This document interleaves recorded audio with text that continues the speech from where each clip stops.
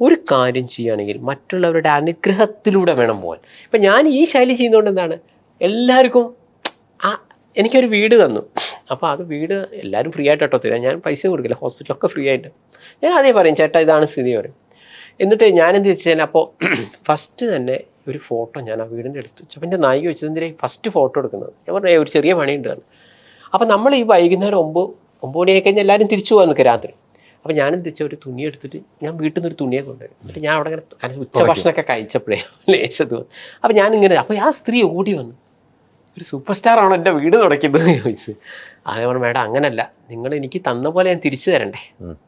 എന്നിട്ട് എന്ത് ചെയ്യുന്നു, ഈ 9 മണിക്ക് എൻ്റെ ഫസ്റ്റത്തെ പണി എന്താ അറിയോ, രാവിലെ 7 മണിക്ക് ഞാൻ വരുമ്പോൾ ഞാൻ എടുത്ത ആ ഫോട്ടോസ് ഉണ്ട്, ആ ഫോട്ടോസ് എടുത്ത് എമ്പറേടാ ആ ടീ പോയി അവിടെ ഇല്ല കേട്ടോ, അതിവിടെയാണേ എന്ന് പറഞ്ഞിട്ട് ഈ മിനിമം ആളുകളിൽ ഈ നായികരും ബാക്കിയുള്ളവരൊക്കെ സന്തോഷമായിട്ട് ആ സോഫ സന്തോഷമായിട്ട് അതിന് നോക്കട്ടെ ഇത് എന്ന് പറഞ്ഞിട്ട് സോഫ ആ സാധനങ്ങളൊക്കെ ഞങ്ങൾ അതേപോലെ ഫസ്റ്റ് എല്ലാ പണി വേറെ അധികം ആളില്ല. ഫസ്റ്റ് ഈ 7 മണിക്ക് ഈ വീട് എങ്ങനെയാണോ തന്നത് 9 മണിക്ക് അതിനേക്കാൾ വൃത്തിയാക്കിയിട്ട് നമ്മൾ ശരിക്കും തുടച്ച് ആ വേസ്റ്റൊക്കെ എടുത്ത് കറക്റ്റ് എൻ്റെ വീട്ടിലേക്ക് തന്നെ കൊണ്ട്. അല്ല സാറേ വേസ്റ്റാണ് വെച്ചോ, ഞാൻ വേണ്ട, എന്നിട്ട് നിൻ്റെ വണ്ടിയിൽ ആ വേസ്റ്റ് വരെ ഞാൻ അതിനിടെ വേറെ ചെയ്യുള്ളൂ. കാരണം എന്തുകൊണ്ട് അവർക്കൊരു തോന്നലുണ്ടോ, ഓനൊരു ഷൂട്ടിങ് കഴിഞ്ഞ് പോയിട്ടുണ്ട്, ഉള്ള വേസ്റ്റും കൂടെ ഇട്ട് പോയിക്കുന്നത് ആ വീട് കണ്ടോ നശിപ്പിച്ച്. ഇതിപ്പോൾ അതുകൊണ്ട് എന്താണ് ഏത് വീടുള്ളതാണ് എനിക്ക് പറഞ്ഞു ചേട്ടാ ഇവിടെ പുതിയ സിനിമയ്ക്ക് നമുക്ക് ചെറിയ ദിവസം കിട്ടും, അതിനെന്താ സന്തോഷം സാറേ ഇങ്ങനെ പറയും. എന്നോട് ചില ആളുകൾ ചോദിച്ചിട്ടുണ്ട്, അല്ല നിങ്ങളിപ്പോഴും 5 ലക്ഷത്തിനാണ് പടം എടുത്ത് വെച്ച ഒരാൾ. ഞാൻ കറക്റ്റ് കൂട്ടാറില്ല, ഏതാണ്ട് അത്രയ്ക്കേ വരുള്ളൂ.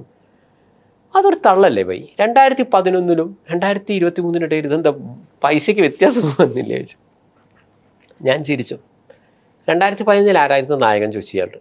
സന്തോഷ് പണ്ഡിറ്റ്, പ്രത്യേകിച്ച് പൈസ കൊടുക്കണ്ടല്ലോ. 21 ആരാ പണ്ഡിറ്റ്, ഓക്കെ ഇത്രയും കിട്ടിയല്ലോ. 2011 ആരാ എഡിറ്റ് ചെയ്ത്, സന്തോഷ് പണ്ഡിറ്റ്. 21 ആരാ പണ്ഡിറ്റ്. 2011 ആരാ ക്യാമറയില്ല ചെയ്ത്, സന്തോഷ് പണ്ഡിറ്റിൻ്റെ ക്യാമറ. ഇപ്പോഴാരല്ല, സന്തോഷ് പണ്ഡിറ്റിൻ്റെ ക്യാമറ. മനസ്സിലായി. ഇനി ബാക്കി കിട്ടാനുള്ള ലൊക്കേഷനിലെ ഇതിലെ വ്യത്യാസം വരുന്നുള്ളൂ. ബാക്കി ഇപ്പോൾ അതാണെങ്കിലും കാറായാലും ഇപ്പം വണ്ടിയില്ല, അതുകൊണ്ട് വാടകയ്ക്ക് വിളിക്കുന്നു. വണ്ടിയുടെ സമയത്ത് നമ്മളെ വണ്ടിയിൽ തന്നെയാണ് പോകുന്നത്. വണ്ടി കൊടുത്തു. കുറച്ച് ചാരിറ്റിയായി ബന്ധപ്പെട്ടിട്ട്, അതായത് കൊറോണ പീരീഡിൽ നമ്മൾ കുറച്ച് കുട്ടികളെ പഠിപ്പിക്കുന്നുണ്ടല്ലോ. അപ്പോൾ അങ്ങനെ അതൊന്നല്ല, അതേപോലെ ഈ പശുക്കുട്ടി ആട്ടുംകുട്ടി പൈസ കൊടുക്കാറില്ല, എല്ലാവർക്കും സാധനങ്ങളാണ് മേടിച്ചു കൊടുക്കുന്നത്. അപ്പോൾ ഈ കൊറോണ പീരീഡിൽ ഞാൻ പഠിപ്പിക്കുന്ന കുട്ടികളെല്ലാം വിളിച്ചിട്ട് പതിവ് പോലെ തന്നെ സന്തോഷമായിട്ടാ, വലിയ സമ്പാദിച്ചൊന്നും ഇല്ലട്ടോ, ബുക്കും ഇതൊക്കെയാണ് കൊടുക്കുന്നത്. പക്ഷെ അത് 100 കണക്കിന് കുട്ടികളെ കൊടുക്കുമ്പോൾ അത് ചെറിയ അല്ലേ, ഞാൻ പറഞ്ഞ ശരിയല്ല, ഒരു 20 നോട്ട് ബുക്കിന് തന്നെ 1000 രൂപ ആവില്ലേ, അല്ല വെറുതെ ആലോചിച്ചു. അപ്പോൾ ഞാൻ പൈസ പറഞ്ഞല്ലോ കേട്ടോ. നമ്മളിപ്പോൾ ബുക്കും പേപ്പറും ബാഗ് എന്നൊക്കെ പറയുമ്പോൾ ബുക്കും ഇതാണോ എന്ന് പറയുമ്പോൾ അത് അത്രയും പേർക്കാണ് വരുന്നത്. അപ്പോൾ ഈ കൊറോണ പീരീഡിൽ എനിക്ക് വർക്ക് വന്നില്ല, സ്വാഭാവികം. ഇനോഗ്രേഷനും ഇല്ല, എല്ലാവരും സ്വന്തം നിലയിൽ തന്നെ ഇനോഗ്രേഷൻ ചെയ്തു വെച്ച സിനിമയും ഇറങ്ങില്ല. പക്ഷേ പൈസ കണ്ടെത്താൻ വേണ്ടി ഞാൻ എൻ്റെ കയ്യിലുള്ള ഫുൾ പൈസ ഞാൻ എടുത്ത് ചെയ്തു. അൺഫോർച്ചുനേറ്റ്ലി ഈ കൊറോണ പീരീഡിന് ശേഷം എന്ത് സംഭവിച്ചു, ഈ ഇനോഗ്രേഷൻ അപ്പോൾ കുറവാണ് ശരിക്കും പറഞ്ഞത്. കാരണം കുറേയൊക്കെ എല്ലാവരും അവനവൻ തന്നെ ചെയ്യും, എങ്ങനെയൊക്കെ. കൊറോണയ്ക്ക് ശേഷം എല്ലാവരും ഒന്ന് മുറുകി. നമുക്ക് ടി പ്രോഗ്രാംസും വിചാരിച്ച പോലെ ഇപ്പോൾ വീണ്ടും ശരിയായി വരുന്നുണ്ട്, ഇപ്പോൾ വീണ്ടും പഴയതുപോലെയൊക്കെ ആയി വരുന്നുണ്ട്. പക്ഷെ ആ സമയത്ത് അങ്ങനെ വന്നപ്പോൾ ഞാൻ വണ്ടി വിൽക്കേണ്ടി വന്നു. വിറ്റിട്ടാണ് കുട്ടികളെ പഠിപ്പിച്ചത്. പക്ഷെ ഞാൻ വിചാരിച്ചത് അടുത്ത സ്റ്റേജിൽ തന്നെ പഴയതുപോലെ ആവുമെന്ന്. പക്ഷെ ഞാൻ വിചാരിച്ച അത്ര ഫാസ്റ്റിൽ കാര്യങ്ങൾ വന്നില്ല. ഇനി അത് വിൽക്കണം, ഇനി എടുക്കണം.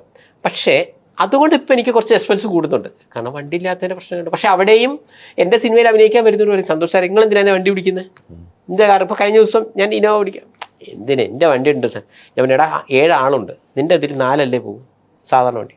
സന്തോഷ് സാറെ ഞാൻ 2 പ്രാവശ്യം അടിക്കാം, സന്തോഷ് സാർ വെറുതെ പൈസ കളയണ്ട. അപ്പോൾ ഈ ആത്മാർത്ഥത എൻ്റെ ടീമിലുള്ള ആളുകൾ എന്തുകൊണ്ട് കാണിക്കുന്നു, അത് തിരിച്ചും ചിന്തിക്കണമല്ലോ. അത് നിങ്ങൾ ചെയ്യുന്ന പ്രവൃത്തിയിലാണ് കിട്ടുന്നത്. അവിടെയാണ്. അല്ലെങ്കിൽ 2011 എനിക്കിപ്പോൾ ഒരു ഹോസ്പിറ്റലായാലും വീടായാലും ഒരാൾ ഫ്രീ ആയി തരുന്നു. 2013 ചേട്ടാ എൻ്റെ ആദ്യത്തെ പടമാണ് എന്ന് പറഞ്ഞാൽ അന്ന് പറഞ്ഞോണാണോ എന്ന് പറയുന്നത്. ഒന്നില്ലെങ്കിൽ അത്യാവശ്യം അറിയപ്പെടുന്നൊരു ചങ്ങയില്ല, അത് ഞങ്ങൾക്ക് ഇത്ര പൈസ കിട്ടിയാലേ തരുള്ളൂ എന്ന് ഒരാൾക്ക് വേണമെങ്കിൽ പറയാലോ. പക്ഷെ 12 വർഷമായിട്ട് ഒരാൾ പോലും എന്നോട് അത് ചോദിച്ചില്ല. ഞാൻ പറഞ്ഞു മനസ്സിലായി, അതാണ് ശരി. അപ്പോൾ അതുകൊണ്ടാണ് ശരിക്കും എനിക്ക് എക്സ്പെൻസിന് വലിയ പ്രശ്നം വരാത്തത്. നിങ്ങൾ ഒത്തിരി ബുദ്ധിമുട്ടിട്ടുണ്ടല്ലേ ജീവിതത്തിൽ, യാത്ര, പല സ്ഥലത്ത് തടസ്സങ്ങൾ, സിനിമയിലേക്ക് വന്നപ്പോൾ അസൂയ, ഇത്തരം സിനിമകളിൽ വന്നപ്പോൾ അസൂയ, എത്രമാത്രം കുറ്റങ്ങൾ കേട്ടിരിക്കുന്നു പല ആളുകളിൽ നിന്നും. അല്ല ഞാൻ പറയുന്നത് വിമർശനം നമുക്ക് അതൊരു പ്രശ്നമായിട്ട് എനിക്ക് തോന്നിയിട്ടില്ല. കാരണം അത് വളർച്ചയിലേക്ക് അല്ല ഞാൻ പറയുന്നത്, to win we want friends, if we want a distinction of winning we want enemies. നമുക്ക് വിജയിക്കാൻ സുഹൃത്തുക്കൾ വേണം, വൻ വിജയങ്ങൾക്ക് ശത്രുക്കൾ വേണമെന്നാണ് പണ്ട് ഞാൻ പഠിച്ച ഒരു സാധനമാണ്, എൻ്റെ മൈൻഡിലുള്ള സാധനം.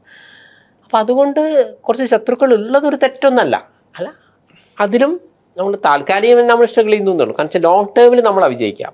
ഒന്ന്. രണ്ടാമത്തത്, വിമർശനങ്ങൾ എന്ന് പറഞ്ഞാൽ വിമർശനങ്ങൾ രണ്ട് തരമാണ്, കൺസ്ട്രക്റ്റീവ് ക്രിറ്റിസിസം, ഡിസ്ട്രക്റ്റീവ് ക്രിറ്റിസിസം എന്ന് പറഞ്ഞിട്ട് ക്രിറ്റിസിസം രണ്ടാണ് ശരിക്കും. അതായത് കൺസ്ട്രക്റ്റീവ് ക്രിറ്റിസിസം എന്ന് പറഞ്ഞു കഴിഞ്ഞാൽ ഒരുത്തൻ നന്നാവണം എന്നുള്ള രീതിയിലുള്ള വിമർശനത്തിനെയാണ് കൺസ്ട്രക്റ്റീവ് ക്രിറ്റിസിസം എന്ന് പറയാം.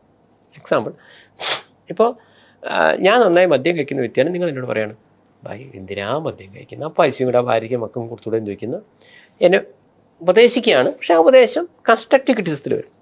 ഇനി ഞാൻ മദ്യം കഴിക്കുന്നില്ല, നിങ്ങൾ നന്നായി മദ്യം കഴിക്കുന്ന വ്യക്തിയാണ്, ഇവിടെയും നിങ്ങൾ കുറച്ച് എന്നെ ഇതാക്കുന്നു, മദ്യം കഴിക്കാത്തവനൊക്കെ ഒരാണാണോ? എടാ മദ്യം കഴിക്കുന്നവർക്കാണ് ഫ്രണ്ട്സ് കൂടുക, എനിക്കറിയോ എന്ന് പറയുന്നത് എന്തായിരിക്കും? ഷോ ഇവൻ നന്നായി വരുന്നു, ഇവൻ നശിച്ചേ അടങ്ങാൻ പാടും. പക്ഷേ എന്ത് ചേട്ടാ നീ നശിക്കാൻ വേണ്ടി മദ്യം കഴിക്കുന്നു പറയാനും വയ്യ. അപ്പോഴാണ് നമുക്ക് എങ്ങനെ പറയും മദ്യം കഴിക്കാത്തവനൊക്കെ ഒരാണാണോ എന്ന് പറയുമ്പോൾ അതൊരു വികാരപരമായി ഇവനെ ഒന്ന് തട്ടുക, മനസ്സിലായി? ആ അല്ലെങ്കിൽ അല്ല എനിക്ക് മദ്യം കഴിക്കാൻ താല്പര്യമില്ല, നിങ്ങളിപ്പോൾ ഏത് ഫീൽഡിലാണ്? ഞാൻ എഞ്ചിനീയറിംഗ് ഫീൽഡിൽ. ബെസ്റ്റ്. എടാ എഞ്ചിനീയറിംഗ് ഫീൽഡിൽ നിൻ്റെ അവിടെയുള്ള 10 ആളും അല്ലെ, നമ്മളൊരാളെ ട്രാക്കിലേക്ക് ഇറക്കുക, അവർക്കൊക്കെ ചെയ്യാൻ നിനക്കും ചെയ്തുകൂടെ? തിരിച്ച് ഇത് അല്ലെങ്കിൽ എടാ നിൻ്റെ എന്നെ അതിന് മാറ്റാനുണ്ടെങ്കിൽ നോക്ക്, നിൻ്റെ കൂടെ 10 ആൾ വർക്ക് ചെയ്യുന്നില്ല, അത് ഏതെങ്കിലും ഒരാൾ വെള്ളമടിച്ച് 4 കാലിൽ നടക്കുന്നുണ്ടോ? ഇത് രണ്ടും നമുക്ക് വരാം, ഇത് ഇങ്ങനെ. അപ്പോൾ അതുകൊണ്ട് സന്തോഷ് പണ്ഡിറ്റ് കൺസ്ട്രക്റ്റീവ് ക്രിറ്റിസിസത്തെ ഇഷ്ടപ്പെടുന്നു, ഡിസ്ട്രക്റ്റീവ് ക്രിറ്റിസിസത്തെ ഞാൻ വെറുക്കുന്നു. ഈ ഡിസ്ട്രക്റ്റീവ് ക്രിറ്റിസിസത്തിന് ഏറ്റവും വലിയ തെളിവാണ് ഈ മിമിക്രിക്കാരായിട്ടുള്ള പരിപാടികളിലൊക്കെ ഇങ്ങ് നോക്കിയറിയാം. താങ്കൾ എങ്ങനെയാണ് പടെടുക്കുക? നിങ്ങളൊരു 2 വീലർ എടുത്തു, അത് ഇഷ്ടപ്പെട്ടില്ല എന്ന് ലോകത്താർക്കും പറയാം. നിങ്ങളെങ്ങനെയാണ് 2 വീലർ എടുക്കുക എന്ന് വെച്ച് കഴിഞ്ഞാൽ നമ്മൾ എന്താ പറയേണ്ടത്? അല്ല നിങ്ങൾ എന്നെ മനസ്സിൽ അതിന് ഉത്തരം പറയും. നിങ്ങളെങ്ങനെയാണ് പുതുമുഖർക്ക് അവസരം കൊടുക്കുക? ഒരു മിമിക്രിക്കാരൻ ഒരു പരിപാടി നിങ്ങൾ കണ്ടിട്ടോ, ഇയാളെല്ലാ പടത്തിലും 8 പെണ്ണുങ്ങളാണ്, 8 നായികമാർ. നമ്മളൊക്കെ ഒരു പരിപാടിക്ക് പോകുമ്പോൾ നമുക്ക് പലപ്പോഴും പെണ്ണുങ്ങളെ കിട്ടാണ്ട് ഞങ്ങൾ ആണിനെ പെണ്ണാക്കല. ഈ പണ്ഡിറ്റിൻ്റെ പടത്തിൽ ക്യൂ ആണ്. നിങ്ങൾക്ക് എന്തിനാണ് മിസ്റ്റർ 8 നായികമാർ? ഞാൻ പറഞ്ഞു പണ്ഡിറ്റിൻ്റെ സ്വഭാവം നല്ലതേക്കും. കഴിഞ്ഞു. ഇത്രയും ചോദ്യത്തിന് ഉത്തരം ഒന്നാ, പണ്ഡിറ്റിൻ്റെ സ്വഭാവം നല്ലതേക്കും. അല്ല ഞാൻ എന്താ ഉത്തരം പറയേണ്ടത്? ഇവർക്ക് പെണ്ണിനെ കിട്ടുന്നില്ല, അതുകൊണ്ട് ആണിനെ പെണ്ണാക്കിയാണ് ചെയ്യുന്നത്. പണ്ഡിറ്റിനെ 8 എണ്ണത്തിനെ കിട്ടുന്നു. ഞാൻ ചോദിക്കുക, ഇത് പുറമേ നോക്കുമ്പോൾ ഇതൊരു ഇതാണ്, നിങ്ങൾ 8 ആക്കണ്ട, നിങ്ങൾക്ക് 1 പോരെ. ഞാൻ 8 വെച്ചാലും 88 വെച്ചാലും ഈ മിമിക്രിക്കാരൻ്റെ പ്രശ്നം ഇപ്പം എന്താ? അവന് ആ സിനിമ ഇഷ്ടപ്പെട്ടെങ്കിൽ കാണാം, ഇഷ്ടപ്പെട്ടേ കാണണ്ടാന്ന് വയ്ക്കാം, ഇത്രയല്ലേ ഉള്ളൂ. ഞാൻ പറഞ്ഞു മനസ്സിലായി? ഇതാണ് ഡിസ്ട്രക്റ്റീവ് ക്രിറ്റിസിസത്തിന്റെ ഏറ്റവും വലിയ എക്സാമ്പിൾ. ഈ മിമിക്രിക്കാരുമായിട്ട് പ്രശ്നങ്ങൾ ഉണ്ടായി അല്ലേ? എനിക്ക് ശരിക്കും തോന്നുന്നു അവർക്ക് പല ആളുകൾക്കും, എല്ലാവരും ഞാൻ പറയുന്നില്ല കേട്ടോ, പ്രത്യേകിച്ച് സീനിയറായ കുറേ ആളുകൾക്ക് അവർക്കെന്തോ അവരുടെ അച്ഛൻ്റെ സ്വത്തൊക്കെ ഞാൻ പറ്റിച്ചു എന്നൊരു ദേഷ്യം 2011 മുതൽ ഞാൻ നോട്ട് ചെയ്യുന്നൊരു കാര്യമാണ്. ഈ മിമിക്രിക്കാർ എന്തുകൊണ്ടായിരിക്കും അങ്ങനെ ചെയ്യുന്നത്? എനിക്കൊരു കറക്റ്റ് ഉത്തരം ഇതുവരെ കിട്ടിയിട്ടില്ല. കാരണം നിങ്ങളെങ്ങനെയാണ് പുതിയ ആളുകൾക്ക് കൊടുക്കാനൊക്കെ ചോദിക്കുമ്പോൾ ഞാൻ മനസ്സിലല്ലേ ഈ പറയുന്നവനാര്? അല്ല, ഈ പറയുന്ന ആളുകളും പുതിയ ആൾക്കാരൊക്കെ തന്നെയല്ലേ? അല്ലെങ്കിൽ എന്താണ് മലയാള സിനിമയെ നിങ്ങൾ ലോ ബഡ്ജറ്റ് സിനിമ എടുക്കുമ്പോൾ മിമിക്രിക്കാരൻ പറയുന്നത് ഞാൻ നിങ്ങൾ എതിർക്കാൻ കാരണം മലയാള സിനിമയ്ക്ക് വലിയ പ്രശ്നമാണ്. ഞാൻ 5 ലക്ഷത്തിന് പടെടുത്ത് മുതൽ മുടക്ക് 12 സിനിമയായിട്ട് ഇപ്പോഴും ജീവിച്ചിരിക്കുന്ന നിർമ്മാതാവ് എത്രയോ ആൾക്കാർ കുടുംബസമേതം ആത്മഹത്യ ചെയ്യുന്നു. നമ്മൾ മിമിക്രിക്കാരൻ പറയുന്നത് നിങ്ങൾ കാരണം മലയാള സിനിമയ്ക്ക് ഭയങ്കര പ്രശ്നമാണ്. എന്താ മലയാള സിനിമയ്ക്ക് ഇത്ര വലിയ പ്രശ്നം? മലയാള സിനിമ തെലുങ്ക് സിനിമയുമായിട്ടൊക്കെ ഇംഗ്ലീഷ് സിനിമയുമായിട്ടൊക്കെ ഒരു കട്ടയെടുക്കണം.